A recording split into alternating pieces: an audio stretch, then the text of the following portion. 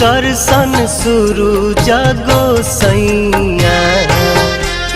आजू पटना के घाट बरती पहोखिना सहैया निहारे नैना राउर बाट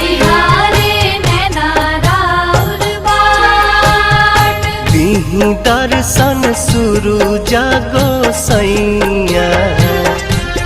आजू आरा के घाट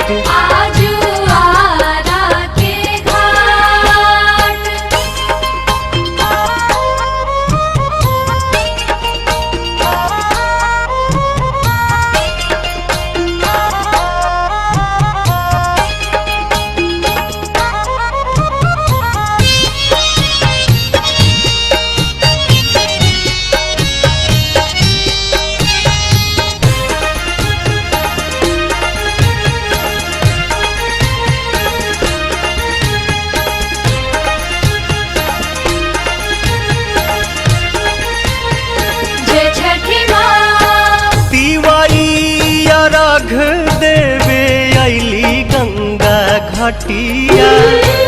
रौए तरस के बेकल बाटे अखिया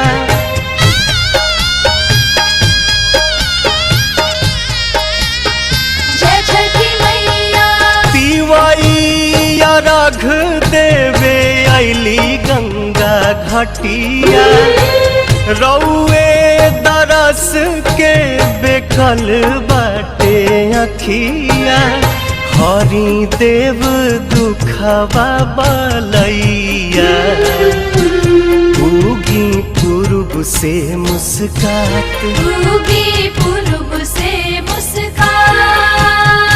दीही दर्शन शुरू जागो सैया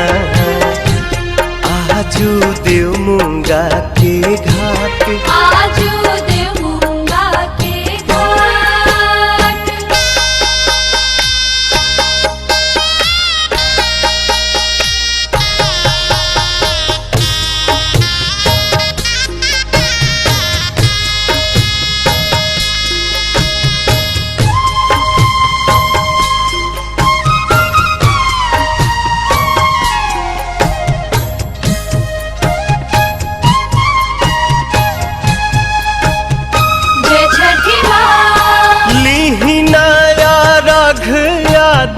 दीही आशीर्वाद जी बरतिन के पूरा करी मन के मुराद जी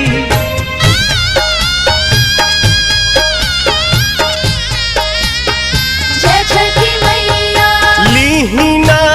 अर्घ आदित्य दीही आशीर्वाद जी बरतिन के पूरा करी मन के मुराद जी पवन गोविंद परेले पैया दर्शन दीही साक छात दीही दर्शन शुरू जागो सैया आजू बगसर के घाट